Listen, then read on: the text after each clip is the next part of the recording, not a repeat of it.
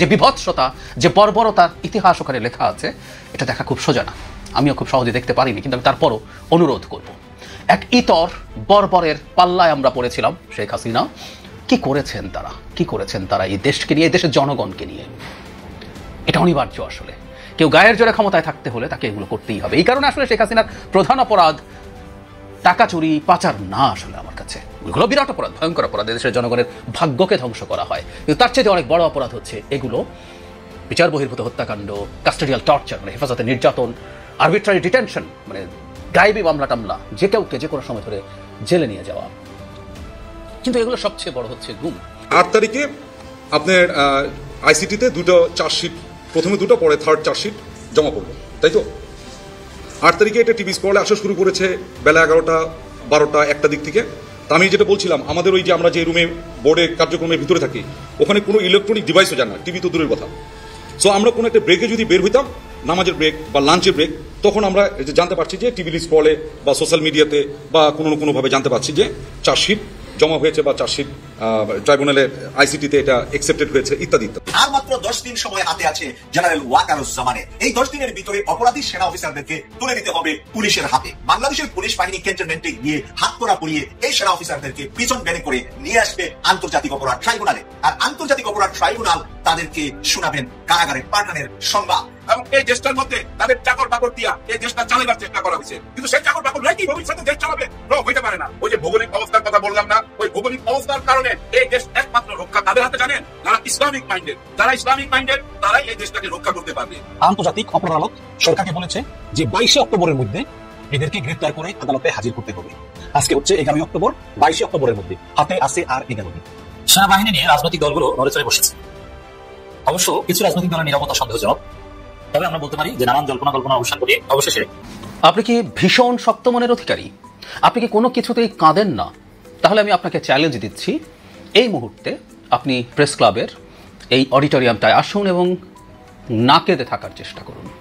এরকম একটা স্ট্যাটাস দিয়েছিলাম আমি সম্ভবত 2020 বা 21 সালে। প্রেস ক্লাবের কোনো একটা অডিটোরিয়ামে মায়ের ডাকের অনুষ্ঠান চলছিল, যেখানে গুমে হারিয়ে যাওয়া মানুষদের স্বজনদের আহাজারি শুনছিলাম। মানে এর চেয়ে মর্মান্তিক কিছু হতে পারে বলে আমার আর মনে হয়নি আমার ওই পর্যন্ত জীবনে। আমি এখনও তাই মনে করি। আমাদের নিজেদের কোনো প্রিয়জনের মৃত্যু মারাত্মক কষ্টকর ব্যাপার, কোনো সন্দেহ নেই, কিন্তু আমি বিশ্বাস করি এটা নিজের অথবা অন্য কারো গুম হতে দেখার চাইতে বিভৎস কোনো কিছু আর হতে পারে না। Full stop. কেন? অনেকবার বলেছে, আবার বলবো, বলতেই থাকবো, বলেই যাব। সরকারের দেখতে একটা চমৎকার কাজ হয়েছে। আমাদের যে গুম কমিশন আছে তাদের ফাইন্ডিং এর ভিত্তিতে একটা ডকুমেন্টারি তৈরি হয়েছে গুম নিয়ে, 1 ঘন্টার একটু বেশি। আমি প্রত্যেককে অনুরোধ করব খুব মন দিয়ে ডকুমেন্টারিটা দেখার জন্য। একটু দীর্ঘ, কিন্তু আমি বিশ্বাস করি এটা আপনার দেখতে ইচ্ছে করবে এবং দেখা উচিত হবে। দেখা কঠিন। যে বিভৎসতা, যে বর্বরতার ইতিহাস ওখানে লেখা আছে, এটা দেখা খুব সোজা না। আমিও খুব সহজে দেখতে পারিনি, কিন্তু আমি তারপরও অনুরোধ করব। এক ইতর বর্বরের পাল্লায় আমরা পড়েছিলাম। শেখ হাসিনা কি করেছেন তারা এই দেশকে নিয়ে, এই দেশের জনগণকে নিয়ে। এটা অনিবার্য। আসলে কেউ গায়ের জোরে ক্ষমতায় থাকতে হলে তাকে এগুলো করতেই হবে। এই কারণে আসলে শেখ হাসিনার প্রধান অপরাধ টাকা চুরি, পাচার না। আসলে আমার কাছে এগুলো বিরাট অপরাধ, ভয়ঙ্কর অপরাধ। দেশের জনগণের ভাগ্যকে ধ্বংস করা হয়। কিন্তু তার চেয়ে অনেক বড় অপরাধ হচ্ছে এগুলো বিচার বহির্ভূত হত্যাকাণ্ড, কাস্টোডিয়াল টর্চার, মানে হেফাজতে নির্যাতন, আরবিট্রারি ডিটেনশন, মানে গায়েবী মামলা টামলা, যে কাউকে যে কোনো সময় ধরে জেলে নিয়ে যাওয়া। কিন্তু এগুলো সবচেয়ে বড় হচ্ছে গুম। আপনারা কেউ ইউটিউবে সার্চ করলে প্রচুর পাবেন মায়ের ডাকের প্রোগ্রাম। আবারও বলছি, মানে এই সংগঠনটাকে আমাদের একটু মনে রাখা দরকার আছে। তারা তাদের স্বজনদের জন্য নেমেছেন, কিন্তু ওই সময়কার শেখ হাসিনার ওই সময়গুলোতে বিভৎস চাপ উপেক্ষা করে তারা মাঠে থেকেছেন। বাংলাদেশে এই সংগঠনটার শেখ হাসিনা বিরোধী লড়াইয়ের এক বিরাট গৌরবোজ্জ্বল কৃতিত্ব আছে। তারা তাদের স্বজনের জন্য নেমেছেন, কিন্তু ওই প্রেক্ষাপটে নামা অকল্পনীয় সাহসের ব্যাপার। এবং শেখ হাসিনাকে একটা বর্বর হিসাবে সারা পৃথিবীর সামনে উপস্থাপন করার জন্য ওই সংগঠনটার খুব গুরুত্বপূর্ণ কাজ আছে। ভিডিও পাওয়া যায়, দেখবেন, আহাজারি দেখবেন। বছরের পর বছর একটা পরিবারের কেউ যখন হারিয়ে যায়, তারা অপেক্ষা করেন। প্রতিবার কলিং বেল হলে একজন মা অপেক্ষা করেন 5 বছর 7 বছর পর। প্রতিবার কলিং বেল বাজলেই তার মনে হয় তার সন্তান ফেরত আসছে। সন্তানরা অপেক্ষা করে, সন্তানরা বড় হয়ে গেছে, মায়ের পেটে থাকা সন্তান জন্ম হয়েছে, বেড়ে উঠছে, বাবাকে দেখেনি। কত কত কত কত বর্বরতার ইতিহাস, অকল্পনীয় ইতিহাস। এবার আমরা আরেক দিকটা দেখলাম, যাদেরকে ধরে নিয়ে গিয়েছিল তাদেরকে কিভাবে টর্চার করা হতো, কোথায় রাখা হতো। আমরা এটা আগেই দেখেছি, আমাদের প্রধান উপদেষ্টা যখন এই সোকল্ড আয়না ঘর দেখতে গিয়েছিলেন, সোজা হয়ে দাঁড়ানো যায় না অ্যাভারেজ সাইজের একজন মানুষ, সেরকমও প্রকোষ্ঠ আছে, দু হাত পাশে ছড়ানো যায় না। কি বিভৎস রকম সব টর্চারের ইতিহাস আছে, আর সবাইকে তো মেরে ফেলাই হয়েছে। গুম কেন আসলে বিভৎসতম বহুবার বলেছে, আবারও বলি, আমাদের একটা বিল্ট ইন সিস্টেম আছে আমাদের মধ্যে, আমাদের প্রিয়জন, এমনকি সন্তানের মৃত্যুও মানুষ অ্যাকসেপ্ট করে নেয় একটা পর্যায়ে, কিন্তু মৃত্যু অ্যাকসেপ্ট করার ওই যে বললাম বিল্ট ইন সিস্টেম আছে। আমরা জানি কি হয়েছে, আমরা সেই মানুষটার জন্য মাগফিরাত কামনা করি। আমাদের যে প্রিয়জন মারা যায়নি, ডেড বডি আমরা দেখিনি, যাকে আমরা নিজ হাতে কবরস্থ করতে পারিনি বা সৎকার করতে পারিনি, সেই মানুষটাকে আমরা কি করব? এবং একটা পর্যায়ে এই তার জন্য দোয়া করব, মাগফিরাত কামনা করবো, সেটা বড় হয়ে ওঠা বৈষয়িক হিসেবে নিকেশ স্বাভাবিক। একজন মানুষের অ্যাকাউন্টে টাকা আছে কিন্তু তিনি মারা গেছেন, এটা হলে তার টাকা, তার নমিনি যারা আছেন, উত্তরাধিকারী যারা আছেন, তারা সেটা পেতে পারেন খুব ইজিলি। কিন্তু যদি না হয় সেটা, তাহলে কি হবে? তাহলে খুব সিম্পল, অপেক্ষা করতে হবে। আইন বলে, আমি যতদূর মনে করতে পারি স্মৃতি থেকে বলছি, 7 বছর অপেক্ষা করলে তারপর নমিনি সেই অ্যাকাউন্ট আস্তে আস্তে অপারেট করতে শুরু করতে পারবেন। তারপরে নাকি প্রচুর আইনি জটিলতা, আমি একজন ভুক্তভোগীর কাছ থেকে শুনেছি।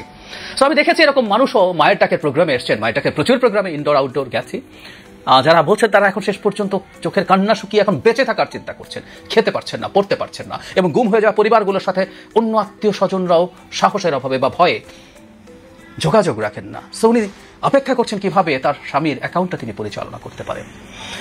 মানে চিন্তা করা যায় না, এই রকম বিভৎসতা হয়েছে। এবং বেশ কিছু মানুষ হত্যাকাণ্ডের শিকার হয়েছেন, আমরা এই রিপোর্টে দেখেছি, কিন্তু আমরা আসলে জানবো না নিশ্চিতভাবে সেগুলো হয়েছে কিনা। একটা পরিবার কখনোই আর জানতে পারবে না সত্যিকার অর্থে মারা যায় কিনা, কিন্তু মানুষের মন তো প্রত্যেকের কোথাও ভেতরে একটা জায়গা থেকে যায়। এই থেকে যাওয়াটা কি ভয়ঙ্কর, কি বিভৎস। এই শেখ হাসিনা আমার কি অপরাধ বলেন, এই শেখ হাসিনার পক্ষে এ নিয়ে বিনিয়ে কথা বলেন কেউ কেউ। এই শেখ হাসিনার শাসনামলের সাথে এই সরকারের কিছু ভুল ভ্রান্তি, কিছু দুর্নীতি আসলে আগেই ভালো ছিলাম টাইপের কথা, বা এই জন্যই কি আমরা স্বাধীন হয়েছিলাম, এই কথা বলার চেষ্টা করা হয়। ঘেন্না লাগে যারা এসব বলেন, যারা এগুলো করেন। বাংলাদেশে আর কোনো শেখ হাসিনা তৈরি হবে না যদি না আমরা কেউ, আমাদের কোনো সরকার গায়ের জোরে ক্ষমতা ধরে রাখতে চাই নির্বাচন ছাড়া। উপায় নেই, সম্ভব না। এমনকি গায়ের জোরে ক্ষমতা ধরে রাখতে চাইলেও শেখ হাসিনা হয়ে ওঠে না সবাই। এতটাই ব্রুটাল, এতটাই বিভৎস, এতটাই বর্বর একজন স্বৈর শাসকের পাল্লায় আমরা পড়েছিলাম। আমাদের ডকুমেন্টেশনগুলো থাকুক, এই ডকুমেন্টেশনগুলো আমরা দেখতে চাই, রাখতে চাই, দেখাতে চাই। আমরা আওয়ামী লীগের এবং শেখ হাসিনা বা বিশেষ করে শেখ পরিবারের কবর রচনা করে রাখতে চাই এইভাবে, গায়ের জোরে না। আমরা পারবো। এখনো যারা শেখ হাসিনা এবং আওয়ামী লীগকে সমর্থন করেন এই দেশে খুব ছোট না সংখ্যাটা, আমার কাছে খুব মর্মান্তিক লাগে, আমার কাছে অ্যালার্মিং সাইন মনে হয়। অনেকে এই যে গুমের গল্পকে, আজকের গুমের গল্প, শেখ হাসিনা যখন গায়ের জোরে ক্ষমতা থাকার সিদ্ধান্ত নিলেন 2014 সালের নির্বাচনের আগ থেকেই, 12-13 সাল থেকেই শুরু, ক্রমাগত চলেছে। যখনই কখনো বিরোধীদের কোনো মুভমেন্ট সামনে এসছে, নির্বাচন সামনে এসছে, তখনই এই ঘটনাগুলো ঘটেছে। চুপ করে বসেছিলেন অসভ্য সকল লোকজন আছেন, সিভিল সোসাইটির লোকজন আছেন, চুপ করে বসেছিলেন। কেউ সাফাই গাওয়ার চেষ্টা করেছেন, পরিহাস করা হয়েছে। হাজবেন্ড বিয়ে করে নাকি ভেঙে গেছে। এক নারীর কথা আমার কানে বাজে, তার হাজবেন্ডকে খুঁজে বের করবো, পুলিশের কাছে যান, হেলতে ধরতে পুলিশ বলে আপনার স্বামী বিয়ে করে পালিয়েছেন। হাসে। আমরা প্রচুর দেখেছি, স্বরাষ্ট্রমন্ত্রী ছিলেন আসাদুজ্জামান খান কামাল, ওইসব নিয়ে তাচ্ছিল্য করেছেন, হাসাহাসি করেছেন, টাকার লোন মানে ফেরত দিতে পারেন না, ইত্যাদি ইত্যাদি নানান ফালতু কথা হয়েছে। আমাদের কিছু লোকজন চুপ ছিলেন এবং এসব দেখেও শেখ হাসিনা থাকুক ক্ষমতায়, শেখ হাসিনাকে ক্ষমতায় রাখতে হবে, নীরব সমর্থন অথবা পক্ষে বয়ান তৈরি চেষ্টা করেছেন। তারাও সব ইতর, এখনো যারা যা যা করেন। আমাদের এই ইতিহাসটা আমরা পার হয়ে এসেছি। ভবিষ্যতের বাংলাদেশে এই ধরনের কোনো কিছু, এর চেয়ে বড় কোনো অপরাধ হতে পারে না। এটা হত্যার চাইতে খারাপ অপরাধ আমি মনে করি। বিভৎসতম অপরাধটা আমাদের এখানে হয়েছে বিরাট সংখ্যায়। 600-650 কথা জানতাম, এখন 3000-এর বেশি জানি। গুম কমিশনে এসছে এবং গুম কমিশন বলছে এখনো অনেকে কথা বলতে চাইছেন না। It's risky for them. সত্যিই তাই। এই ডকুমেন্টারিটা দেখি প্লিজ, ঘেন্না আসুক, আমাদের ক্ষোভ আসুক এবং ভবিষ্যতের জন্য প্রতিবাদ আসুক। আর এসব যারা ঘটিয়েছে তাদের জন্য বিচারের দাবি থেকে যেন আমরা সরে না যাই, আর ভবিষ্যতের কোনো সরকার এর কাছাকাছি কোনো কিছু করবে সেই চিন্তাও যাতে করতে না পারে। বাংলাদেশ মগের মুল্লুক হবে না। বাংলাদেশ একটা গণতান্ত্রিক ব্যবস্থার মধ্য দিয়েই চলবে, ত্রুটি থাকুক, কিন্তু ওই গণতান্ত্রিক ব্যবস্থাকেও ডিসরাপ্ট করার চেষ্টা করলে খুব দ্রুত আমাদের আবারও রাস্তায় নামার প্রস্তুতি রাখতে হবে। আসছেন, উনি সফল হলেন কিভাবে, আর্মি চিফ হলেন কিভাবে, এটা আমরা ধৈর্য দিতে পারি। প্রধানমন্ত্রী সুভাষচন্দ্র বোসকে উনি বিয়ে করছেন, তার মানে এই যে উনি আর্মি চিফ হয়েছে, ওনার যত নিজস্ব গুণ থাকুক না কেন আমরা ধুয়ে দিয়ে চাই মিলিয়ে নিতে পারি ওনার বইয়ের হাত আছে ওনার এই সফলতার পিছনে, এই কামিয়াবের পিছনে। নাকি ভাই ভুল বললাম নাকি? তাই একটা টাইমে ওনার জ্যাঠাস মানে ওনার ওয়াইফের বড় বোন, ফুফাতো বড় বোন শেখ হাসিনা, উনি একটা বিপদের সম্মুখীন হলো। কিভাবে বিপদে পড়ছে এটা আমরা জানি, উপরালাই উনাকে ফালাইছে। কিন্তু ওই বিপদের সময় ওনাকে সেফ এক্সিট দিয়ে দিল কে? হেলিকপ্টারে করে কে পাঠিয়ে দিল? যারা আকাশে ওনার অনুমতি ছাড়া তো আর চাইতে পারে না, কারণ ওই পাইলটের কোনো ক্ষমতা আছে হেলিকপ্টার নিয়ে উঠবে শেখ হাসিনাকে যদি ওনার পারমিশন না পায়। আবার যে দেশে আপনি যাবে ওই দেশেরও একটা পারমিশন লাগবে। তাহলে আপনি ওই দেশের চিফের সাথে আলাপ করছেন যে আমরা শেখ হাসিনাকে পাঠাইতেছি, অথবা তারা ফোন দিছে যে শেখ হাসিনাকে তাড়াতাড়ি পাঠিয়ে দাও। কিন্তু প্রশ্ন হলো আপনি কেন ওনাদের কথা শুনলেন? আপনার তো আইনের আশ্রয় নেওয়া উচিত ছিল, পুলিশ তাকে অ্যারেস্ট করে দিতেন, অথবা আপনি অ্যারেস্ট করে ক্যান্টনমেন্টে নিয়ে চলে যেতেন। মিডিয়ার সামনে আইসা যদি আপনি বলে দিতেন যে শেখ হাসিনা এখন গ্রেফতার আমাদের হাতে, আপনারা শান্ত হন, নিশ্চয়ই জনগণ সেটা বিশ্বাস করতো এবং মাইনাও নিত আমি মনে করি। কিন্তু সেটা না করে এই যে ওনাকে পাঠিয়ে দিলেন, এটা তো একটা বেআইনি কাজ হইলো, তাই না? যে আপনি একজন অপরাধীকে দেশ থেকে যাওয়ার সুযোগ করে দিলেন। তারপরও কিন্তু আমরা জনগণ এই আম পাবলিক সেটা মাইনা নিছি, কারণ আপনি মিডিয়ার সামনে আইসা বলছিলেন প্রত্যেকটা হত্যাকাণ্ডের বিচার হবে এবং সবাইকে আপনি শান্ত হইতে বলছিলেন, সবাই আপনার কথা বিশ্বাস করছে। কিন্তু এরপর দেখা গেছে 625 জন, হ্যাঁ সংখ্যাটা বোধহয় 625 জন হবে, ওরা ক্যান্টনমেন্টের আশ্রয় নিল। ওরাও কিন্তু অপরাধী তখন, কিন্তু ওই অপরাধীরা দেশ ত্যাগ করে চলে গেল নিরাপদে, এবং নিরাপদে তারা বিদেশে যায় ওরা ওইখানে দল পাকায়া অফিস টফিস ভাড়া নিয়ে আবার এই দেশের অস্থিরতা চালাইতেছিল। সবই তো আপনি জানেন, যেহেতু আপনি আর্মির চিফ, আপনি না জানার কোনো কথা না। দেখেন 5ই আগস্টে যে ভাষণটা আপনি দিয়েছিলেন, সেই ভাষণের ঠিক 6 মাস পরে আপনি আবার এসে একটা বক্তব্য রাখলেন যেটা অনেক ভাইরাল হয়েছিল। আপনার শরীরের অঙ্গভঙ্গি নিয়ে অনেক কথা উঠছিল। আপনি যেভাবে বলছিলেন but if full stop enough is enough, অর্থাৎ আপনি সেদিন বুঝাই দিচ্ছেন আমাদেরকে বিডিআর হত্যাকাণ্ড নিয়ে বেশি কথা বলা যাবে না। আপনি বুঝাই দিচ্ছেন আয়না ঘর নিয়ে বেশি কথা বলা যাবে না। আর আয়না ঘরে যখন ডক্টর ইউনূস স্যার বিদেশি সাংবাদিকদের নিয়ে গেছিল, এবং এর মধ্যে ভারত থেকেও সাংবাদিক আসছিল, সবাইকে নিয়ে যখন আয়না ঘর দেখতে গেছিল, ওই আয়না ঘরের কি অবস্থা আমরা দেখলাম। আয়না ঘর ছিল না, রং টং করে সব ঠিকঠাক করে ফেলাইছেন। ছোট ছোট রুম গুলা যে ছিল ওইগুলোর ভাইঙ্গা বড় করা হয়েছে, তারপরও অনেক আলামত পাওয়া গেছে। কিন্তু এই যে আয়না ঘরের রং দেওয়া হইলো, আয়না ঘরের রূপ চেঞ্জ করা হইলো, এগুলো কি আপনি জানতেন না? নিশ্চয়ই জানতেন। দেখেন তখনও পাবলিক আপনাকে মাইনা নিছে, আপনাকে বিশ্বাস করছে। আচ্ছা ঠিক আছে, এরকম ঘটনা হইতেই পারে, মাইনা নেই, আপনাকে সবাই কিন্তু বিশ্বাস করতেছিল, কিন্তু আমাদেরকে বারবার কিন্তু নক করতেছিল বিদেশ থেকে পিনাকি ভট্টাচার্য এবং আরো অনেকেই, যে না উনি ঠিক পথে নাই, উনি ভারতের সাথে হাত মিলাইতেছে, উনি শেখ হাসিনাকে ফিরে আনতে চায়, উনি আইন কানুনের কোনো অবস্থার উন্নতি করতেছে না, দেশে অরাজকতা চলতেছে, এরকম অভিযোগ কইরাই যাইতেছিল। আমরা কিন্তু বিশ্বাস করতেছিলাম না। আপনি এর মধ্যে প্রধান বিচারপতির সাথে দেখা করলেন, আমাদের রাষ্ট্রপতির সাথে দেখা করলেন, ডক্টর ইউনূস স্যারের সাথে দেখা করলেন, কি আলাপ হচ্ছে এটা কিন্তু আন্দাজ কইরা অনেক কথা হয়েছে এদেশে। তারপরেও কিন্তু আমরা আপনার উপরে বিশ্বাস রাখছি। কিন্তু একটা টাইমে আইসা আপনি আমার মনে হয় সেই বিশ্বাসটা ধরে রাখতে পারলেন না। হ্যাঁ, সেই বিশ্বাসটা কি এখন আছে আপনার উপরে? নিশ্চয়ই নাই। কারণ কি জানেন? আপনি আইন অমান্য করছেন। হ্যাঁ, আইনে কি বলে ভাই, অপরাধী যেই হোক না কেন তাকে ধরতে হবে। আপনারা প্রধানমন্ত্রীকে জেলে ঢুকান নাই, তাহলে একজন আর্মি অন্যায় করলে কেন জেলে যাইতে পারবে না? হ্যাঁ, আপনারা চাইছেন আপনাদের ক্যান্টনমেন্টের আইনে বিচার করতে, কিন্তু আপনাদের ক্যান্টনমেন্টের আইনে কিভাবে বিচার করবেন? ক্যান্টনমেন্টাল লাইফে আমার তো মনে হয় শুধু বাংলাদেশ কেন, পৃথিবীর কোনো ক্যান্টনমেন্টের ভিতরে আয়না ঘর আছে কিনা আমার সন্দেহ ভাই। যদি কেউ জানেন আমার একটু জানেন। একজন সৈনিক যে দেশ রক্ষা করবে, দেশের মানুষকে রক্ষা করবে, সেই সৈনিক কিভাবে একজন মানুষের উপরে এত জুলুম করতে পারে? এই আয়না ঘরে আপনারা যে জুলুম চালাইছেন, এত বড় জুলুম কখনো তো জানেন ওই 1400 বছর আগে আল কোরআন নাজিল হওয়ার আগে এরকম জুলুম হতো মানুষের উপর, আর ওই জুলুমটা আপনারা এই যুগে করলেন। এটা কি মাইনা নেওয়া যায়? এটা মাইনা নেওয়া যায় না। 24-এর বিপ্লবে 2000 শহীদের রক্তের বিনিময়, 40,000 পঙ্গু মা বোনের বিনিময়, পঙ্গু হয়ে গেছে ভাই, কারো চোখ নাই, কারো হাত নাই, কারো পা নাই। আরে আজারি হাহাকার শুধু এখানেই থাইমা নাই। এই যে আয়না ঘরে গুম খুন হয়েছে ভাই হাজার হাজার, সেই সব মা বোনের বুকের হাহাকার আপনি কি শুনতে পান নাই? আপনি কি বুঝতে পারেন নাই? আপনার ভিতরে কি মায়া দয়া নাই? দেখেন সবাই কিন্তু আপনাকে মেনে নিছিল, আপনার কর্মকাণ্ড প্রথম দিকে সবকিছু মেনে নিছিল। এখন কি আর মেনে নিবে? এখন আপনাকে আর কেউ মেনে নিবে না, মেনে নিতে পারে না ভাই। অনেকেই বলাবলি করতেছে আর্মি চারিদিকে অস্থির হয়ে গেছে, এয়ারপোর্টে রেড অ্যালার্ট জারি করা হয়েছে, সীমান্তে রেড অ্যালার্ট জারি করা হয়েছে, কিছু একটা ঘটতে যাচ্ছে, চারিদিকে একটা ভয় ছড়ায় গেছে। ভয়টা কি জানেন? সোজাসাজি কথা বলি, যে আর্মি যদি ক্ষমতা নিয়ে নেয় তাহলে কি হবে? ওনারা যদি ক্ষমতা নিয়ে আবার সে বুলডোজার চালাইয়া দেয় তাহলে আমাদের কি হবে? আমাদের নতুন বাংলাদেশের কি হবে? আমাদের নতুন বাংলাদেশের কোনো ক্ষতি হবে না, হইতে পারে না ভাই। আমাদের দেশের ভৌগোলিক অবস্থাটা একবার চিন্তা করেন। আমাদের সীমান্তের পুরো একটা সাইড ভাই ভারত। এই ভারত কারা? ওরা ইসলাম বিদ্বেষী ভাই, ওরা হিন্দুবাদী রাজনীতি করে। রাস্তার মধ্যে নামাজ পড়তে গেলে একজন মুসলমানকে ভোট দিয়ে লাথি মারে, এটা দেখেন নাই? নিশ্চয়ই দেখছেন। বাকি অংশটা কি আমাদের? বার্মা, ওইখানে ভাই কট্টর বার্মিসরা আছে যারা মুসলমানদেরকে দেখতে পারে না। যদি মুসলমানদেরকে দেখতে পারতো তাহলে ভাই এই যে 15 লাখ 20 লাখ রোহিঙ্গা মুসলমান বাংলাদেশে আসলো কেন? তার নিজের দেশ থেকে। তার মানে তার দেশের উপরে তারপরে জুলুম হয়। জুলুম হওয়ার পিছনে কারণ তার ধর্ম, সে মুসলমান, এইটাই তো। তার মানে কি দেখেন, এদিকেও ইসলাম বিদ্বেষী, ওদিকেও ইসলাম বিদ্বেষী, আরেকটা সাইড খালি আছে খোলা একদম, সেটা হলো সমুদ্র। সমুদ্রের তো আর কোনো ধর্ম নাই, একমাত্র রাস্তা আমাদের এই সমুদ্র। তাই কি আমরা সবাই যাই সমুদ্র পার হইয়া অন্য দেশে চলে যাবো এদের চাপে? নো, এইটা তো হইতে পারে না। তার মানে কি ইসলাম জায়গা করতে হবে, একমাত্র এই দেশ রক্ষা করতে পারে ইসলাম, এই ছাড়া কেউ রক্ষা করতে পারে না। পারে নাই তো ভাই, গত 54 বছরের দিকে তাকান, তারা এই দেশ রক্ষা করতে পারে নাই। 71-এ স্বাধীন হয়েছিলাম কেন আমরা? অন্যের গোলামি করার জন্য, অন্যের কৃতদাস হওয়ার জন্য আমরা এই দেশ স্বাধীন করছিলাম। ওরা আমাদেরকে স্বাধীনতার সময় যেটুকু সহযোগিতা করছে তার 100 গুণ ভাই নিয়ে চলে গেছে, এবং এই দেশটার মধ্যে তাদের চাকর বাকর দিয়া এই দেশটা হয়েছে, কিন্তু সেই চাকর বাকররাই কি ভবিষ্যতে দেশ চালাবে? নো, হইতে পারে না। ওই যে ভৌগোলিক অবস্থার কথা বললাম না, ওই ভৌগোলিক অবস্থার কারণে এই দেশ একমাত্র রক্ষা তাদের হাতে জানেন যারা ইসলামিক মাইন্ডের। যারা ইসলামিক মাইন্ডের তারাই এই দেশটাকে রক্ষা করতে পারবে। এই কথাটা ওরা জানি বলেই ওদের মাথা ব্যথা নাই, ঘুম হারাম হয়ে গেছে, অস্থির হয়ে গেছে, কিন্তু এই অস্থিরতায় কোনো কাজ হবে না। আর মাত্র 10 দিন সময় হাতে আছে জেনারেল ওয়াকারুজ্জামানের। এই 10 দিনের ভিতরে অপরাধী সেনা অফিসারদেরকে তুলে দিতে হবে পুলিশের হাতে। বাংলাদেশের পুলিশ বাহিনী ক্যান্টনমেন্টে গিয়ে হাত করা পরিয়ে এই সেনা অফিসারদেরকে প্রিজন ভ্যানে করে নিয়ে আসবে আন্তর্জাতিক অপরাধ ট্রাইব্যুনালে। আর আন্তর্জাতিক অপরাধ ট্রাইব্যুনাল তাদেরকে শোনাবেন কারাগারে পাঠানোর সংবাদ। আর সেই সংবাদের পরে তাদেরকে পিছন বেনে নিয়ে যাওয়া হবে কারাগারে। এই কারাগার থেকে তাদেরকে পিছন বেনে আনা হবে আন্তর্জাতিক অপরাধ ট্রাইব্যুনালে। তারা তাদের জবাবদিহিতা করার জন্য সুযোগ পাবেন, আইনজীবী থাকবেন, আর সরকার পক্ষে থাকবেন প্রসিকিউটররা। এর মধ্যে চিফ প্রসিকিউটর তাজুল ইসলামের মুখোমুখি জেরাতে তাদের দাঁড়াতে হবে। তাজুল ইসলাম যখন যে বিষয়ে জেরা করবেন তখন সেই বিষয়ে ভিডিও ফুটেজ তাদের সামনে ক্যামেরার মাধ্যমে তুলে ধরবেন এবং দেখিয়ে দিবেন আপনি এত মিনিটে এই জায়গায় এই অপরাধটি করেছেন, নিজ হাতে খুন করেছেন আমার দেশের সন্তানদেরকে, নিজ হাতে হত্যা করেছেন আমার দেশের প্রচুর রাজনীতিবিদদেরকে।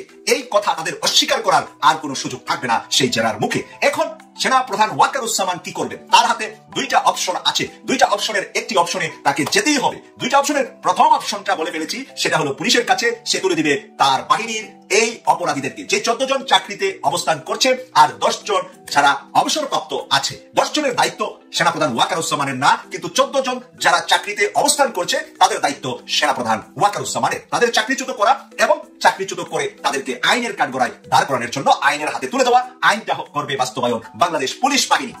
এতে সেনাবাহিনীর অনেকে লজ্জা বা অপমান বোধ করতে পারেন যে পুলিশের হাতে কি করে আমরা সেনাবাহিনীর এত বড় বড় স্টার পাওয়া অফিসারদেরকে তুলে দেব। কিন্তু আইনের কাছে অপরাধী হিসাবে, একজন খুনি হিসাবে, দাগী হিসাবে, রাষ্ট্রদ্রোহী হিসাবে রাষ্ট্রের বিরুদ্ধে দাঁড়িয়ে রাষ্ট্রদ্রোহিতা তারা করেছেন। কারণ তারা রাষ্ট্রের জনগণকে রাষ্ট্রের পোশাক পরে, রাষ্ট্রের পিস্তল দিয়ে, রাষ্ট্রের রাইফেল দিয়ে, রাষ্ট্রের বিভিন্ন দেশ থেকে কিনে আনা অস্ত্র দিয়ে রাষ্ট্রের জনগণকে তারা হত্যা করেছে। তাই তাদেরকে তুলে দিতে হবে অপরাধী হিসাবে। পুলিশ তাদেরকে গ্রেফতার করবে, কোনো সেনা অফিসার হিসাবে নয়। তাদেরকে চাকরিচ্যুত করার পরে তারা আর সেনা অফিসার থাকবেন না, তারা পাবলিক হয়ে যাবেন এবং সেই পাবলিককেই গ্রেফতার করবে আমাদের পুলিশ বাহিনী। সময় আছে আর 10 দিন হাতে। 22 অক্টোবর টাইম ফ্রেম বেঁধে দিয়েছেন আন্তর্জাতিক অপরাধ ট্রাইব্যুনালের প্রধান বিচারক।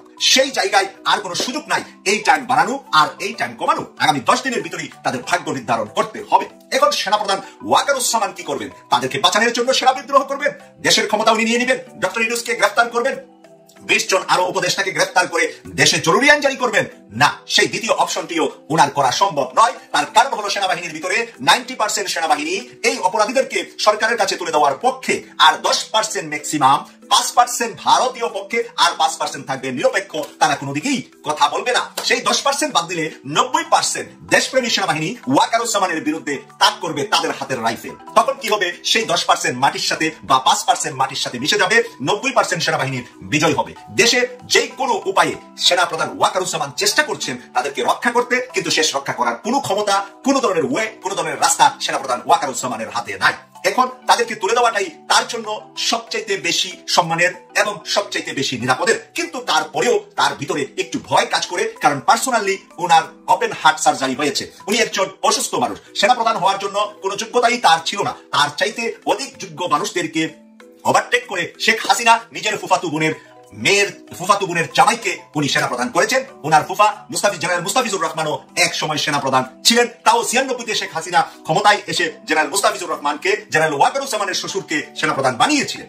আজকের এই দিনে এই প্রেক্ষাপটে জনাব ওয়াকারুজ্জামানের জন্য সবচেয়ে গুরুত্বপূর্ণ সময়গুলা উনি অতিবাহিত করছেন কিভাবে তাদেরকে রক্ষা করা যায়। সেনাপ্রধান ওয়াকারুজ্জামান যতটাই চেষ্টা করবেন তাদেরকে রক্ষা করতে, ততটাই উনার চেয়ারটা নড়ে যাবে, উনার গতিটা নড়ে যাবে। উনি সেনাপ্রধান হিসাবে আর কতদিন বাংলাদেশে থাকতে পারবে? উনার টাইম ফ্রেম শেষ হওয়ার আগে কি উনাকে বিদায় নিতে হবে কিনা সেটা নিয়ে আলোচনা এখন শুরু হবে। কারণ উনি যদি বাংলাদেশের রাষ্ট্রের দায়িত্বে থাকেন, উনি যদি রাষ্ট্রের একজন কর্মচারী হন, তাহলে রাষ্ট্রের আইন উনাকে মানতে হবে। সেনা আইন সেনাবাহিনীর ভিতরে, আর সেনাবাহিনীর ভিতরে সেনা আইনের উপরের আইন হলো রাষ্ট্রের আইন। উনি গিয়েছিলেন প্রধান বিচারপতির কাছে এই ব্যাপারে সলিউশন চেতে। প্রধান বিচারপতির কাছ থেকে উনি সলিউশন এটাই পেয়েছেন যে সেনাবাহিনী হোক আর যে বাহিনী হোক, জুলাই অভ্যুত্থানের উপরে আন্তর্জাতিক ট্রাইব্যুনাল যেই রায় বা যেই ব্যক্তিদের নামে মামলা করবে সেটাকে সেনাবাহিনী মেনে নিতে হবে। এবং নৌবাহিনী, বিমান বাহিনী, পুলিশ, র্যাব, আনসার, বিজেপি সহ যতগুলা বাহিনী আছে সব বাহিনীর সদস্যরাই কম বেশি এখানে জড়িত আছেন। যে বাহিনীর যে ব্যক্তিরা আছেন সেই ব্যক্তিদের বিচার হবে, কোনো বাহিনীর বিচার হবে না। তাই ব্যক্তি বড় না বাহিনী বড়, বাহিনী বড় নাকি দেশ বড়? সবার উপরে দেশ, আর দেশের জনগণই হলো দেশের মা, জননী। দেশের জনগণ দিয়ে দেশ হয়। কোন জনগণবিহীন একটি জঙ্গলকে দেশ বলে না মানুষ। যেখানে ভাগ বান্ধব হরিণ থাকে সেখানে দেশ হয় না। দেশ হয় যেখানে মানুষ বসবাস করে। আর এই মানুষ বসবাসকারী দেশের মধ্যে মানুষদের নিরাপত্তার জন্য তৈরি হয় সেনাবাহিনী, নৌবাহিনী, বিমান বাহিনী, র্যাব, পুলিশ, মিডিয়ার আনসার, যা কিছু আছে সব মানুষের কল্যাণে, মানুষের নিরাপত্তা, মানুষের শৃঙ্খলার জন্য তৈরি হয়। যখন মানুষের উপরে অ্যাটাক করেছে কোনো বাহিনীর ব্যক্তিরা, কোনো বাহিনীর ব্যক্তি অতি উৎসাহিত হয়ে বা কোনো অবৈধ রাস্তায় তাদের স্টার পাওয়ার সুবিধা করার জন্য তারা ভালো ভালো পদ পদবি পেয়েছে, মানুষ খুন করে, তাই তাদেরকে শাস্তির আওতায় আনতেই হবে। না আনার কোনো হিসাব বর্তমানে সেনাপ্রধান ওয়াকারুজ্জামান মিলাতে পারছে না। আমি আবারও বলছি, বাংলাদেশের তরুণ সমাজ, যেই তরুণ সমাজ রক্ত দিয়েছে, কোনো দলের ব্যানারে নয়, কোনো ব্যক্তির নেতৃত্বে নয়, তরুণ তরুণীরা জেগে উঠেছে প্রত্যেকের ঘর থেকে, প্রত্যেকের মায়ের কোল থেকে। তারা বিদায় নিয়ে রাস্তায় গিয়ে যে জুলাইতে বিজয় করেছে, ওই বিজয়ীরা সেনাবাহিনীর বিরুদ্ধে দাঁড়িয়ে যাবে যদি ওয়াকারুজ্জামান মানে টাইম ফ্রেমের ভিতরে তাদেরকে তুলে না দেয়।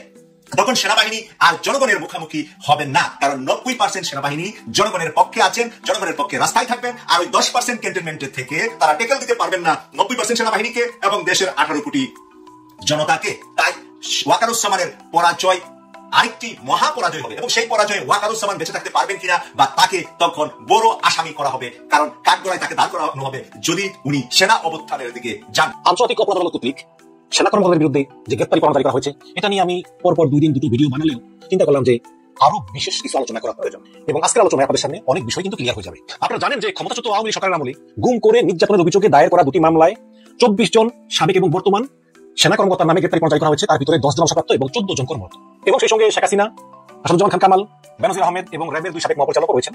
এবং সবচেয়ে গুরুত্বপূর্ণ কথা হচ্ছে যে আন্তর্জাতিক অপরাধ আদালত সরকারকে বলেছে যে 22 অক্টোবরের মধ্যে এদেরকে গ্রেপ্তার করে আদালতে হাজির করতে হবে। আজকে হচ্ছে 11 অক্টোবর, 22 অক্টোবরের মধ্যে হাতে আছে আর 11 দিন। কি করবেন জেনারেল ওয়াকারুজ্জামান, কি করবেন? আমরা আজকের বিশ্লেষণে ঠিক এই জিনিসটাই আসলে বোঝার চেষ্টা করব। এই ঘটনা নিয়ে কন্টিনিউ ভিডিও বানানোর উদ্দেশ্যই হচ্ছে যে বাংলাদেশের ইতিহাসে কোনো ফৌজদারি এবং মানবতা বিরোধী অপরাধের মামলায় এত বিশাল সংখ্যক সেনা কর্মকর্তার অভিযুক্ত হওয়া এর আগে বাংলার ইতিহাসে কখনোই ঘটেনি। সুতরাং এটা একটা বিরল এবং একটা এক্সট্রা অর্ডিনারি ঘটনা। এই কারণে এই ঘটনা আরো ব্যাপক আলোচনা দাবি রাখে। অবশ্যই আপনি জানেন যে বিএনপি এবং জামাত তাদের ভোটের যে রাজনীতি হিসাব নিকাশ, এটা তারা চুপ আছে, এবং বিএনপির সঙ্গে যারা ওয়াকারুজ্জামানের ভালো সম্পর্ক, যদিও এনসিপি তারা সরাসরি আন্তর্জাতিক অপরাধ আদালতের এই সিদ্ধান্তের সমর্থন জানিয়েছে। গতকালকে নাহিদ ইসলাম তার ফেসবুক পোস্টে বলেছেন যে এই বিচার হতেই হবে, এবং একটু আগে জনাব সার্জিস আলম, এনসিপির যুগ্ম আহ্বায়ক, তিনি ফেসবুক পোস্টে বলেছেন আন্তর্জাতিক অপরাধ ট্রাইব্যুনালের চিফ প্রসিকিউটর জনাব তাজুল ইসলাম আপনার সাথে পুরো বাংলাদেশের ছাত্র জনতা আছে, মেরুদণ্ডটা এভাবেই সোজা রাখবেন। বিবেক বিবর্জিত কাপুরুষোচিত জীবনের চেয়ে শীত দ্বারা সোজা করে একদিন বেঁচে থাকা অধিক শ্রেয়। তিনি এই ফেসবুক পোস্টে তাজুল ইসলামের একটা ছবিও দিয়েছেন। আপনারা জানেন যে তাজুল ইসলামই হচ্ছে মাস্টার মাইন্ড এই সব মামলাগুলোর প্রমাণ জোগাড় করে, সাক্ষী জোগাড় করে, ভিডিও এভিডেন্স, অডিও এভিডেন্স সব জোগাড় করে একটা কংক্রিট এভিডেন্স সহকারে উপস্থাপন করে তিনি আন্তর্জাতিক অপরাধ ট্রাইব্যুনালে জমা দিয়েছেন। তো সার্জিস আলম বলেছেন তাজুল ইসলামকে যে মেরুদণ্ড সোজা করুন, কোনো চাপের মুখে কোনো স্বীকার করবেন না।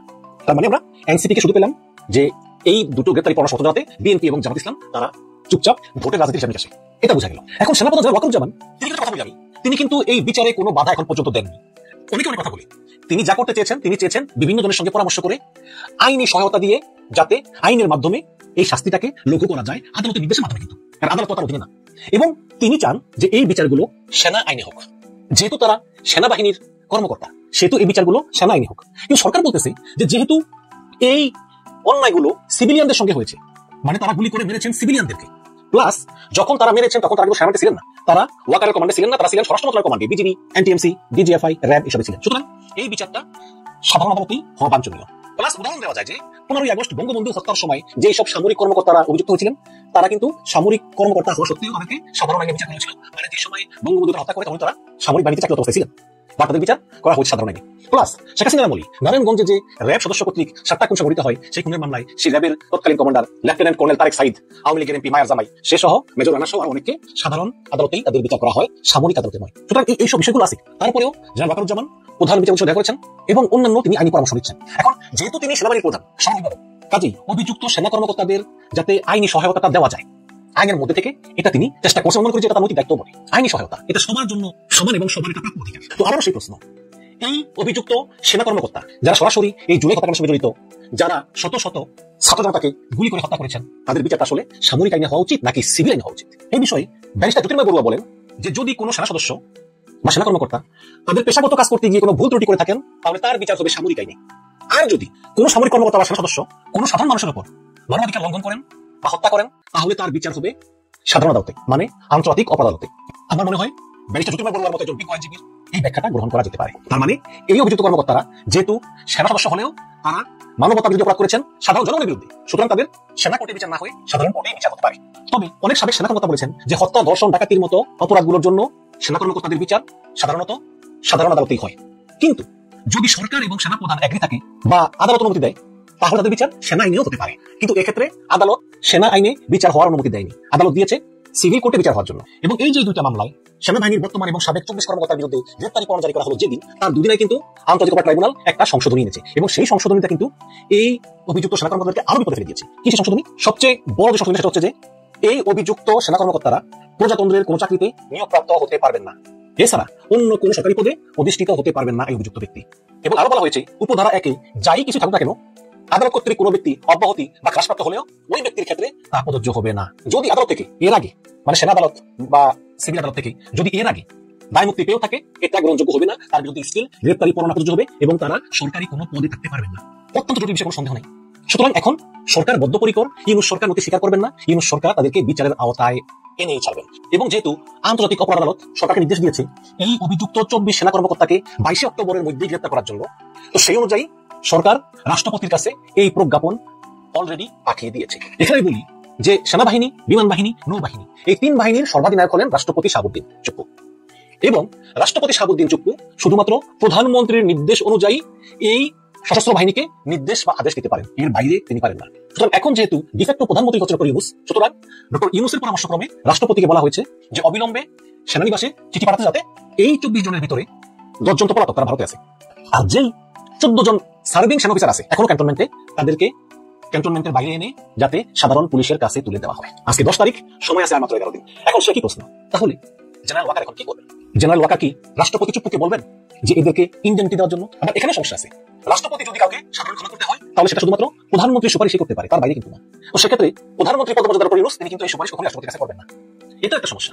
আবার অন্যদিকে হওয়া যেতে পারে যে এই জুলাই গণহত্যায় সবচেয়ে বেশি নিহত হয়েছে পুলিশের গুলিতে, আর তখন পুলিশের প্রধান ছিলেন চৌধুরী মামুন। চৌধুরী মামুন যদি পুলিশের প্রধান হয়ে রাজসাক্ষী হয়ে খালাস পেতে পারে, তাহলে এই যে 14 জন সেনা কর্মকর্তা অভিযুক্ত তারা কেউ রাজসাক্ষী হয়ে একই প্রসেসে খালাস পেতে পারবে না। এখানেও একটা চেষ্টা করতেছে, বাট শেষ পর্যন্ত আমি মনে করি যে জেনারেল ওয়াকার, তার উপর আমি বিশ্বাস রাখতে চাই যে তিনি এমন কিছু করবেন না যেটা আসলে একটা খারাপ নজির হয়ে থাকে। অলরেডি ওয়াকারুজ্জামান ইতিহাসে তার নাম লিখে ফেলেছেন। 71 মুক্তিযুদ্ধে যেমন আমাদের সশস্ত্র বাহিনীর সর্বাধিনায়ক জেনারেল আতাউল উসমানীর নাম আমরা স্মরণ করি, ঠিক তেমনি ইতিহাসে জেনারেল ওয়াকার নাম লিখে ফেলেছেন। এখন অনেকেই বলতেছেন যে অবশ্যই সেনাপ্রধান জেনারেল ওয়াকারুজ্জামান সরকারের নির্দেশ মানতে বাধ্য এবং সরকারের নির্দেশ মেনে ওই সকল অভিযুক্ত কর্মকর্তাদেরকে পুলিশের হাতে দিতে তিনি বাধ্য। কিন্তু যদি তিনি বাধ্য না হন, 5 আগস্ট যখন শেখ হাসিনা বলেছিলেন ওয়াকারুজ্জামানকে জনগণের বুকে গুলি চালাও, 8 তারিখে আপনার আইসিটিতে 2টো চার্জশিট, প্রথমে 2টো পরে 3rd চার্জশিট জমা পড়লো, তাই তো? 8 তারিখে এটা টিভি স্ক্রলে আসা শুরু করেছে বেলা 11টা, 12টা, 1টা দিক থেকে। তা আমি যেটা বলছিলাম, আমাদের ওই যে আমরা যে রুমে বোর্ডে কার্যক্রমের ভিতরে থাকি ওখানে কোনো ইলেকট্রনিক ডিভাইসও যায় না, টিভি তো দূরের কথা। সো আমরা কোনো একটা ব্রেকে যদি বের হইতাম, নামাজের ব্রেক বা লাঞ্চের ব্রেক, তখন আমরা জানতে পারছি যে টিভি স্ক্রলে বা সোশ্যাল মিডিয়াতে বা কোনোভাবে জানতে পারছি যে চার্জশিট জমা হয়েছে বা চার্জশিট ট্রাইব্যুনালে আইসিটিতে এটা অ্যাকসেপ্টেড হয়েছে ইত্যাদি ইত্যাদি। তো আমরা এরকম নামাজের ব্রেকে যখন বেরোয়েছি, দুপুরের লাঞ্চ এবং নামাজের ব্রেকে, তখন আমরা জানতে পেরেছি যে টিভির মাধ্যমে যে এরকম চার্জশিট প্রথমে 1, 2, পরে আরেকটা শুনলাম যে 3 নম্বর চার্জশিটও জমা হয়েছে।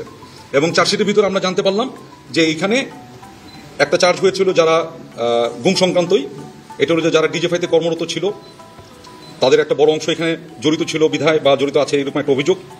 আরেকটা আছে র্যাবের টিএফআই নিয়ে, এবং আরেকটা ছিল সেটা 5 আগস্টের রামপুরা ইনসিডেন্সের উপর ভিত্তি করে, তাই তো? ঠিক, এটুকু তো আমরা সবাই জানি। তো এইটা ঘটার পরে যেটা হলো, ওখানে কতগুলো কথা বলা ছিল, যেমন ধরেন সাথে সাথে ওয়ারেন্ট অফ অ্যারেস্ট ওয়ারেন্ট যেটা, সেটাও ইস্যু হয়ে যায়। তো ইস্যুটার ক্ষেত্রে আপনারা সাংবাদিক আমাদের থেকে আপনারা এটা বেশি জানেন। সেটা হচ্ছে যে এই ওয়ারেন্টটা ইস্যু করে ট্রাইব্যুনাল থেকে, করার পরে এটা কার কাছে যায়? পুলিশের কাছে, আইজিপির কাছে যায়। তাকে একটা ডেট দেওয়া আছে, 22 তারিখের ভিতরে এটা তাকে কার্য সমাপ্ত করতে বলেছেন।